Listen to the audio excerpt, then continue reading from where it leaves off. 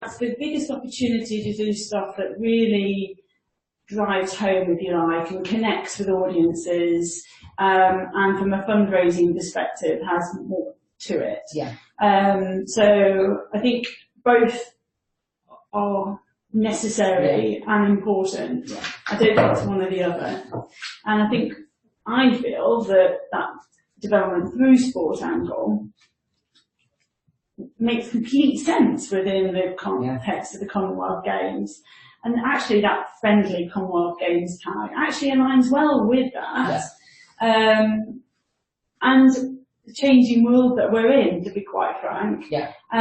We all kind of know, I mean, God, who knows if mega events will even be here in 20, 30 years' time, the way the world's going, who knows, because it's changing rapidly. But actually, you would hope that a more socially conscious generation would understand and be supportive of that approach and those principles.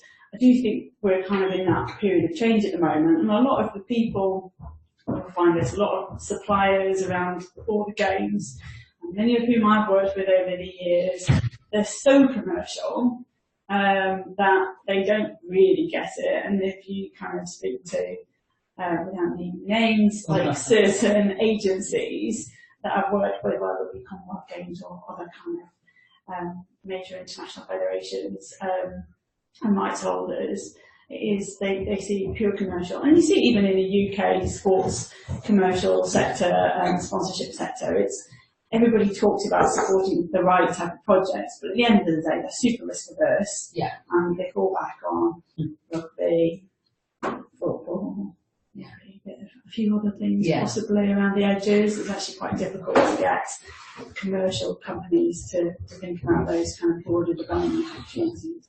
And so when I was looking at the PMP reports, and there was quite a strong statement in there about not just in what you said about how undoubtedly sport for development absolutely fits, but there was some resistance within the network because of that feeling of diversion away from. It was actually from, if I recall correctly, I think most of it was from a combination of the kind of commercial side, who are just like, they don't get it, so it's just not their thing. Yeah.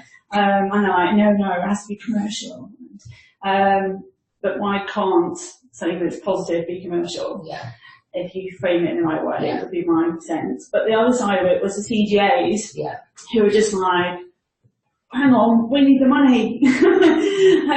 It's about capacity building, that's what's most important for us. So if you ask them, and of course they were primary consultees, what they need, then it will be primarily capacity building, work on the ground.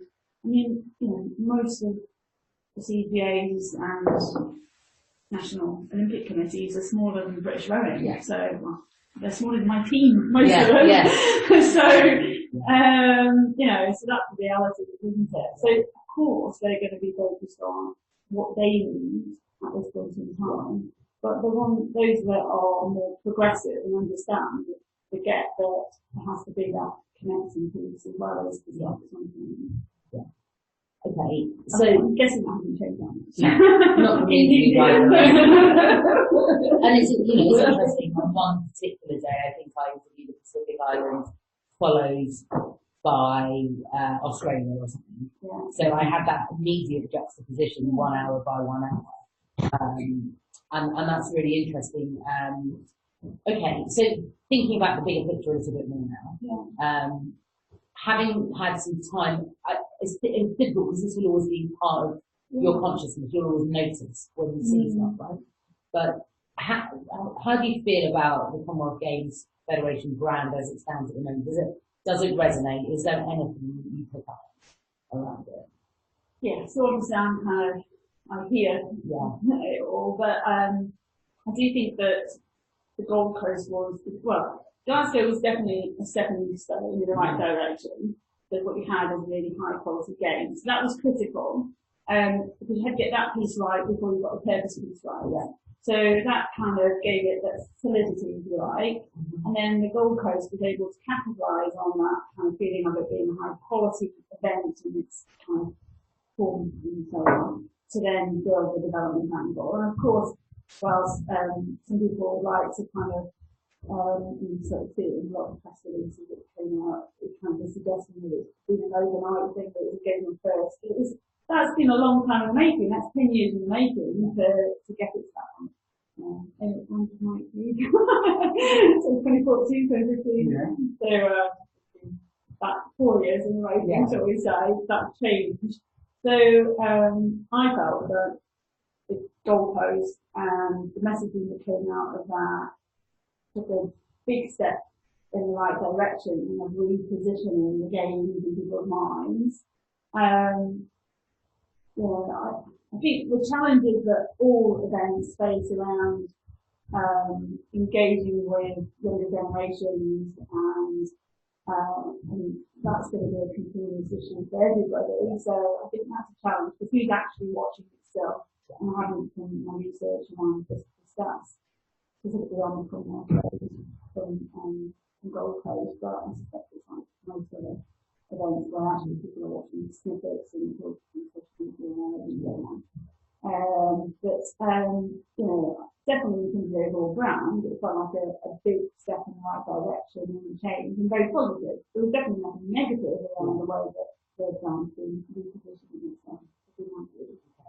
And thinking about the prominence and the central place that First Nations and Indigenous reconciliation took at that event, how did that sort of sit with you? So I'm quite up for all of that. So my view is that it's a game, but you're taking it to a different nation, and therefore wherever you go, you have to. If it's about development in its broader sense, then actually, and fitting onto those broad Commonwealth, the kind of broad development objectives and so on. You should identify what those key opportunities are within each nation where you're hosting. So it has to have that local flavour, so it can't just be a one-size-fits-all. And I think there's often a fine line when it comes to how you're presenting those issues. I think that was done very well, personally, without going too far. There are people who kind of feel like it's, some of the stuff that comes out, it's like, oh God, it's like getting on every single bandwagon going. It was a little bit of that.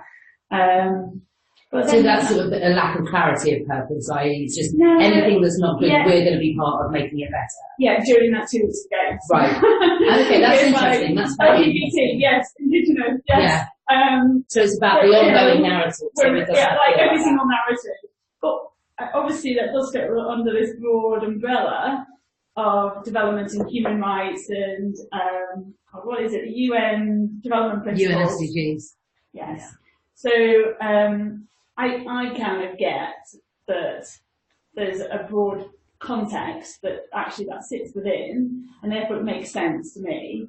But even people within the industry would comment to me that, God, it's like literally every day there's a different initiative or something. I don't know, that's not necessarily a bad thing, because actually what it did was bring attention to a series of issues, and present, for me, the CDF as making difficult decisions and putting themselves in a potentially uncomfortable place to do that. I don't think everybody would get away with that. I do think that David has an ability to talk about those things in a way that a lot of people struggle to. So I can't imagine Louise, for example.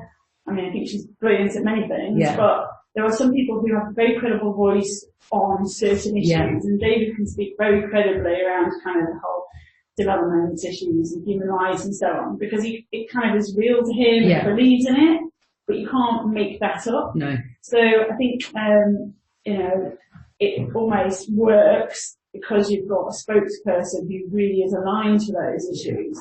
I don't know whether that would work consistently with any of the teams. You have to have potentially different phases for that, people fronting it. So with that, do you think, it makes a lot of sense. And I'm just picking up particularly on your point around over a 2-week period. Do you feel as though, had there been a slightly more elevated and ongoing narrative,